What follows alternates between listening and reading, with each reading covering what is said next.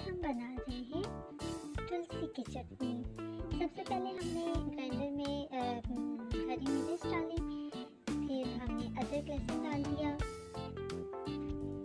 और साथ ही हमने तुलसी के पत्ते डाल दिए और सब्ज़ धनिया डाल दिया, अनारदाना डाला,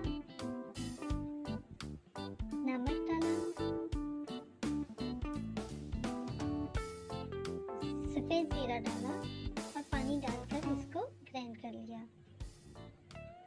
बहुत ही अच्छी चटनी है ये, मैदे की जलन को ख़त्म करती है और तेज़ाबियत भी ख़त्म करती है और जो भी खाया पिया है वो बहुत जल्दी हज़म हो जाता है।